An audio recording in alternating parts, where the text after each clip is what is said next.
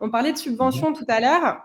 Alors, les subventions, oui, ça existe particulièrement. Maintenant, aujourd'hui, les subventions, elles sont en baisse comparé au nombre d'associations qui, elles, augmentent. Donc, aujourd'hui, c'est une réelle problématique. On parle de formation. Quand on parle formation, on parle coût. Si on va jusqu'au bout. Et forcément, il y a des associations qui vont pas avoir cette capacité, cette possibilité même de rêver de formation pour leurs bénévoles. Donc, il y a vraiment quelque chose, à mon avis, à réfléchir à un système qui pourrait permettre une démocratisation des formations au niveau des associations, parce que toutes n'y ont pas accès. Il n'y a pas d'égalité des chances dans le milieu associatif, c'est une réalité. Il y a des associations qui ont la possibilité, les capacités de répondre à des appels à projets parce qu'elles ont le temps et les compétences. Et il y a d'autres associations qui sont quand même majoritaires, qui, elles, n'ont pas la capacité, passent à côté d'appels à projets et sont pris à la gorge parce qu'elles dépendent que de dons. Donc, pas d'énormes sommes de financement. Aujourd'hui, ce qui serait peut-être pertinent, en tout cas, ça peut être une piste de réflexion, c'est de voir comment peuvent se créer des partenariats avec des entreprises qui utilisent, elles, des solutions qui pourraient être justement élargies au niveau associatif ou par exemple à des associations qu'elles sollicitent dans leur fondation d'entreprise. Ça peut être quelque chose d'intéressant parce qu'elles ont les financements, elles peuvent avoir des retours intéressants à ce niveau-là, si on parle de rescrit fiscal. Donc, il y a quelque chose à faire, à mon avis, avec des entreprises qui peuvent payer, comparé à des associations qui ne sont pas, elles, toutes capables de le faire. Oui, parce que du coup, Laurie dit quelque chose de très intéressant par rapport au rescrit fiscal. C'est que le rescrit fiscal, c'est ce qui officialise le fait que vous soyez d'intérêt général ou non. Et vous pouvez peut-être décrire ce que c'est le rescrit fiscal, parce que je connais le terme, mais je ne sais pas ce que ça veut dire. Souvent, c'est une demande qu'on fait à l'administration, où on explique le projet associatif, on explique quelles vont être les sources de revenus, etc. Et ensuite, l'administration nous dit, c'est bon, tu peux délivrer un reçu fiscal et donc permettre des déductions d'impôts ou non, justement, très concrètement. Et le problème, c'est que les petites structures, elles n'ont pas la possibilité de le faire, et donc elles vont passer potentiellement à côté du mécénat de compétences, parce que c'est l'un des critères qui va être demandé par beaucoup d'entreprises, ou notamment par les sites tels que Vendredi, tels que Wannabe, enfin bref, ils vont demander est-ce que vous avez la possibilité de délivrer des reçus fiscaux, et effectivement, c'est par ce rescrit fiscal que vous allez avoir la possibilité de l'affirmer. Alors, bien entendu, vous avez la possibilité de délivrer des reçus fiscaux, même sans avoir ce rescrit. C'est juste que vous prenez le risque d'avoir une amende si jamais l'administration décide que non, c'est pas possible. Voilà. Et du coup, les petites structures, elles peuvent pas le faire, le rescrit fiscal, parce qu'elles n'ont pas le temps. Elles n'ont pas le temps de faire des appels à projets. Alors, faire cette demande qui est assez complexe, c'est aussi quelque chose qui va limiter et ralentir les petites associations. On retrouve un peu les mêmes soucis qu'on voit dans les TPE ou les PME, où finalement on essaie de tout gérer en même temps. Il y a notre ami Michel Lecomte qui n'aimage pas ces mots, qui nous décrit, c'est un peu Dallas pour lui, les associations. Le fait que pour avoir une association, une subvention, l'association doit être politiquement correcte et être... oui, là, Quentin, vous opinez du chef. Là, forcément. Enfin, c'est sûr que si une association va à l'encontre des convictions. Parlons de communes, par exemple. Si vous vous entendez pas bien avec le maire d'une commune, et tout de suite la subvention, elle peut très vite disparaître. Si si vous faites des propos qui heurtent une communauté ou une autre, vous pouvez aussi vite être blacklisté. Donc oui, c'est sûr. Mais aujourd'hui, c'est même pour une entreprise, j'ai envie de dire. Les entreprises, s'il y a un des responsables d'une entreprise qui tient des propos qui heurtent une communauté ou une autre, elle peut très vite se retrouver blacklistée et même se faire boycotter par ses clients. Moi, alors, je voudrais juste revenir sur quelque chose qui a été dit, parce que moi, je trouve que c'est tout à fait pertinent d'envisager le comment réduire en fait le coût pour les associations, parce qu'on s'est beaucoup posé la question, nous. Alors, moi, je vends de la technologie, donc je vais prêcher pour ma paroisse, mais très souvent, la formation aussi dans ces... Alors, on parle d'associations, nous, on travaille beaucoup pour des ONG également.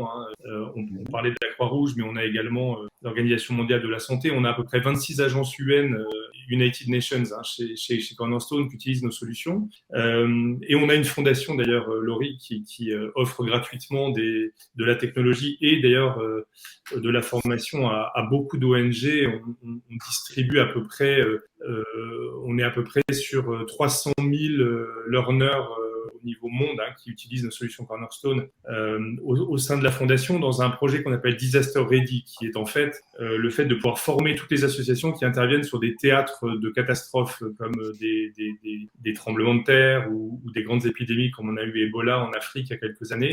Typiquement, on forme 10 000 médecins à intervenir sur des théâtres d'opérations comme ceci, puisque la formation, c'est pas uniquement comment on combat Ebola, ça ils le savent, mais c'est comment je me protège moi-même, comment je vais vivre mes premiers jours lorsque je vais arriver. Donc, il y a beaucoup de choses qui sont vraiment très critiques, très critiques sur le domaine de la formation pour les ONG aussi, c'est passionnant. Mais pour revenir au coût, la technologie, justement, est quelque chose qui peut vraiment aider à baisser les coûts. On travaille pour des très petites associations. La formation online, qui rappelons-le, a vraiment deux objectifs pour ces organisations-là. C'est former dans les soft skills. Moi, je suis très preneur de ces formations soft skills. Pourquoi ? Parce que finalement, quand on rejoint une association, une ONG ou un syndicat professionnel, on devient ambassadeur de la marque. Et quand on devient ambassadeur, il y a des choses qu'il faut savoir faire, savoir être. Et donc, les formations soft skills distribuées par ces associations sont souvent de très grande qualité. Nous, on permet de le faire avec des coûts tout à fait bas, puisqu'en fait, c'est du online. Et la techno online permet, franchement, sur des coûts extrêmement abordables, de faire des choses très bien et de créer des portails de formation sur le comment représenter la marque, entre guillemets, de mon association. L'autre sujet, c'est et ça rejoint d'ailleurs le problème à l'envers, c'est que comment on lève des fonds pour pouvoir faire ça ? Eh ben, la formation est une excellente réponse, surtout le online. Nous, on a des associations comme la Croix-Rouge, typiquement, qui font exactement ça. C'est-à-dire, ils vont s'adresser à un panel extrêmement important beaucoup plus qu'ils pourraient le faire d'ailleurs en face à face, via le online, dans plein de pays. Et effectivement, on les traîne, on les forme à comment lever des fonds et comment être meilleur dans le fait de pouvoir récolter des dons. Et on a des résultats ultra significatifs. On augmente le revenu en termes de dons de manière, on a sur certaines associations, on a décuplé, on parle de x10. Donc la formation, elle est pas uniquement une dépense, attention, c'est un investissement exactement pour comment mieux représenter la marque ou la cause, mais c'est également comment mieux lever des fonds pour pouvoir réinvestir justement dans cette espèce de scalability en bon français, c'est-à-dire comment à partir d'un nombre peut-être minimal de gens au début et de fonds, on va pouvoir toucher un maximum de personnes sur la cause. Donc je pense que c'est fondationnel. On n'est pas dans simplement de la dépense. Mais je voulais réagir par rapport à, juste avant que Loïc intervienne. Je voulais réagir par rapport à ce que tu disais.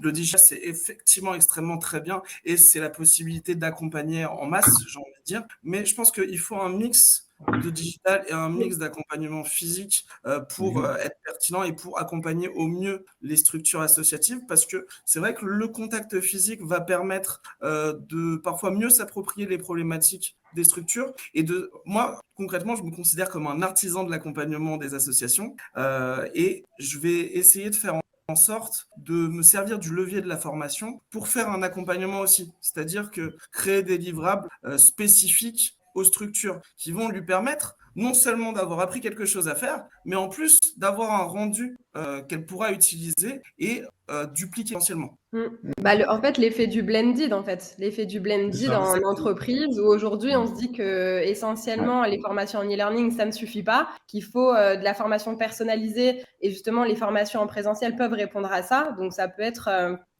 une solution intéressante. Après, j'aimerais juste rebondir à ce qu'a dit Stéphane très rapidement. Ce qui pourrait aussi, je pense, être intéressant, c'est que la formation aujourd'hui des associations répond à des problématiques, on est d'accord, partagées par de multiples associations. Donc, quand on parle de coût, on est d'accord, plus on a de volume, plus le coût est réduit. Est-ce qu'il n'y aurait pas justement quelque chose d'intéressant, en tout cas une réflexion à avoir sur une centrale d'achat, sur des coûts partagés entre différentes associations qui ne se verraient pas forcément acheter la solution en tant que telle pour leur propre association, mais qui seraient OK de partager les coûts avec d'autres structures associatives, comme le font aujourd'hui les entreprises via du partenariat. C'est une super idée, Laurie, d'autant plus que nous, si on regarde ce qui se passe sur les théâtres d'opération, par exemple, dans ce qu'on fait pour les fondations, on a actuellement un sujet d'actualité très chaud qui est l'Ukraine. On aide des ONG à former les gens à accueillir des réfugiés ukrainiens, par exemple, ce qui est une formation comme une autre, mais qui est totalement blended. C'est-à-dire qu'on a de la formation typiquement sur la langue ukrainienne, et le russe. On a beaucoup de formations en ce moment sur ces deux langues, donc il y a typiquement du digital. Et puis ensuite, sur le comment, on forme des formateurs, pour le coup, terrain, qui accompagnent localement, justement, des gens qui hébergent. Donc, c'est exactement la démonstration de ce que tu viens de dire. Et sur le deuxième sujet, qui est la mise en commun, on a aussi on commence à avoir, alors plus du secteur pour le coup ça se manifeste beaucoup nous dans les syndicats professionnels. C'est étonnant parce que on a un client qui déborde un peu, c'était les franchises la fois dernière, mais on a le syndicat des boulangeries par exemple. C'est rigolo parce que les boulangers, c'est des gens qui souffrent pas mal en ce moment, mais néanmoins le syndicat a décidé de fédérer justement cette logique de formation, et c'est super intéressant. Elle a récupéré finalement ce rôle, plutôt que chaque groupement de quelqu'un qui a 5, 6, 7 boulangeries va dire il faut que je forme mes employés, il faut que j'investisse. Effectivement, on pourrait reprendre ce modèle dans les associations. Après, quel est le syndicat d'association ou le syndicat professionnel d'association en France? Ça, c'est une bonne question qui m'intéresse. La spécificité de la formation dans cet environnement du not-for-profit, du bénévolat et des ONG. Peut-être Laurie? Je crois que Akio. Alors, juste avant de répondre sur la spécificité, je voudrais préciser un élément par rapport à ce qui était dit tout à l'heure sur la mutualisation des programmes de formation. C'est quelque chose qui existe déjà un peu aujourd'hui au travers des fédérations et des têtes de réseaux associatifs, où on retrouve effectivement des propositions de formation qui sont centralisées au sein des têtes de réseau. Malheureusement, les têtes de réseau sont par type d'association, par nature de leur mission, et surtout, elles ne regroupent que les associations qui, globalement, ont déjà un peu des solutions pour se faire former. Il faut juste se rappeler que dans le paysage associatif en France, on a plus de 80% d'associations qui sont composées exclusivement de bénévoles. Donc, on a ceux qui ont des salariés, même avec un salarié, qui ont la possibilité de mettre en place un ensemble de choses autour de la formation. Et puis, on a toutes les autres qui n'ont absolument aucun moyen de le faire. Et c'est celle-là surtout qui me semble important de viser quand on parle de mutualiser l'investissement autour de la formation. Je pense que c'est important de vraiment penser à ces associations bénévoles qui n'ont finalement que leur richesse humaine pour faire fonctionner le projet associatif. Pour revenir à la question de c'était la spécificité de la formation. De la formation. Alors, j'en vois une principalement, c'est que les acteurs qu'on va former, il n'y a aucune obligation derrière cette formation. Ce sont des bénévoles qu'on va solliciter pour être formés de manière à pouvoir mieux réaliser leur mission, mais il n'y a pas d'obligation derrière. On n'est pas dans le même schéma qu'avec des salariés auprès de qui la loi impose que l'employeur les forme à maintenir leur niveau de compétence ou à les adapter à l'évolution de la structure. Ici, on est dans une configuration qui est un peu différente, où tous les bénévoles ne se sentent pas forcément obligés d'aller se faire former. Et ça complique quand même considérablement ce projet-là, en tout cas, de développer la formation. Ouais, Akio, je suis tout à fait d'accord, c'est ce que j'allais dire aussi. Je vais juste peut-être contribuer sur le comment, puisqu'en fait, du coup, ça veut dire engager les gens. S'ils sont pas obligés de le faire, contrairement à l'entreprise où tu es obligé d'avoir une formation, voilà, c'est obligatoire. Là, on peut pas faire ça. Du coup, il faut les engager, c'est-à-dire il faut les motiver à venir. Et en fait, il y a un outil fantastique de motivation qui existe depuis quelques années dans le digital. Et je sais pas si c'est très connu ici, mais c'est l'IA en fait. L'IA est arrivée dans le learning il y a quelques années dans l'entreprise, qui s'en est largement approprié les bénéfices. L'IA, ça permet de faire quoi? Ça permet de faire des recommandations, des suggestions totalement personnalisées. Par exemple, et c'est pas assez utilisé en fait encore pour l'instant dans les ONG. C'est que si je suis médecin, il y a des contenus qui vont m'être très dédiés. Si je suis plutôt dans le fundraising, il y a des contenus qui vont plutôt m'intéresser moi. Donc qui je fais, quel rôle j'ai et qui je suis en réalité moi en tant que personne à l'intérieur de l'association est vraiment fondamental maintenant pour que les outils et c'est leur rôle et c'est leur but de l'outil. Cornerstone fait ça par exemple, c'est de sélectionner les 4 ou 5 meilleurs contenus qui t'intéressent, parce que sinon tu n'y vas pas et tu vas pas chercher toi-même dans cette librairie ce qui t'intéresse. C'est pas vrai, on voit bien que les gens le font. Donc on travaille sur des plateformes façon Netflix, c'est-à-dire entre ton Netflix et le Netflix de quelqu'un de ta famille, ça va pas être la même chose, parce qu'en fonction de ce que tu as vu, de ce que tu fais, de ce qui t'intéresse, la plateforme va complètement finalement se transformer pour que ce soit ton portail de formation et pas un portail de la... Donc ça, c'est le premier point. Le deuxième point, c'est que moi, je crois que le succès est fondamental dans la rétention. Je crois que quand on fait quelque chose qui marche, on part pas. Et moi, je pense que la mesure du succès, Laurie disait tout à l'heure, faut mettre en pratique, mais évidemment.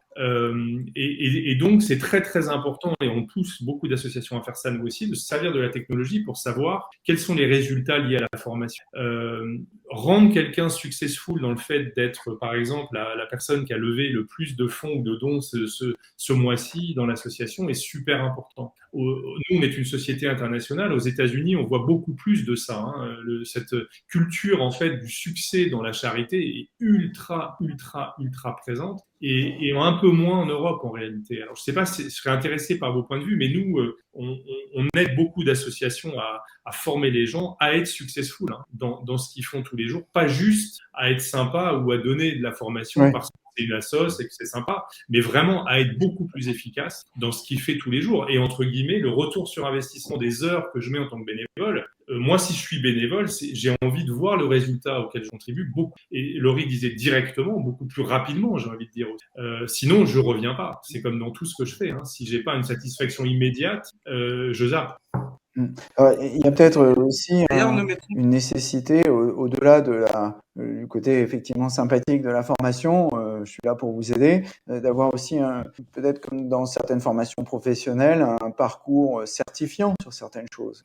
C'est le cas. Alors nous on a on organise les données à l'intérieur d'un outil comme Cornerstone, on organise des données dans ce qu'on appelle des pathways ou un peu des playlists si on veut, qui sont tout à fait certifiantes. Certaines associations et syndicats ne permettent pas aux gens d'aller commencer à lever des fonds ou aller dans la rue, à essayer de travailler sur les dons tant qu'elles ne sont pas certifiées sur le parcours de fundraising. De la même manière, on ne prend pas la parole vis-à-vis des médias si on n'a pas eu la formation ou le minimum de formation sur le comment je représente et quels sont les éléments importants de mon ONG ou de mon association. Donc tout à fait, Yann, c'est comme ça que la formation est organisée, et je pense que c'est des bonnes pratiques du training en entreprise. Enfin, je veux dire, on réplique finalement, d'où l'intérêt d'utiliser un outil comme Cornerstone, qui est avant tout un outil LMS de grandes organisations. On a 7000 clients, un peu plus de 100 millions d'utilisateurs dans le monde qui ouvrent cette plateforme. Ces pratiques-là, elles sont totalement déclinables au niveau des associations et des ONG, absolument. On le voit tous les jours. Avec une petite nuance quand même, celle que nous a donnée Akiyu, c'est que là, on est face à des bénévoles et qui, je ne vais pas dire qu'ils font ce qu'ils veulent, mais enfin, ils sont plus libres, quoi. Il n'y a pas de lien de subordination. Je vois Quentin qui opine du chef encore. Tout à fait. Il n'y a pas de lien de subordination. C'est vraiment le bénévole, il a la possibilité de partir à tout moment, d'aller ailleurs. Mais d'ailleurs, l'un des éléments qui peut permettre la valorisation et puis d'ailleurs aussi le suivi du travail réalisé par les bénévoles, et c'est tel que je conseille à toutes les associations qui nous écoutent, si elles en ont les moyens, c'est de mettre en place un CRM. Parce que le CRM va vous permettre de voir les adhésions obtenues, va vous permettre de voir potentiellement le chiffre d'affaires généré, puisque c'est possible, encore une fois, j'insiste, en tant qu'association, vous avez la possibilité de générer du chiffre d'affaires. Et ça va vous permettre aussi de voir le nombre de bénévoles convaincus, tout simplement. Enfin, vous voyez, un CRM, l'idée, c'est de centraliser toute la relation client, et la relation client au sens le plus large du terme. Et c'est l'un des éléments qui va vous permettre de dire « Waouh, ce bénévole est génial » ou « Waouh, cette personne au sein de l'association réussit à obtenir des résultats fantastiques » et ensuite de pouvoir la valoriser factuellement. Parce que ce sont les faits qui permettent aussi de pouvoir faire un bon management.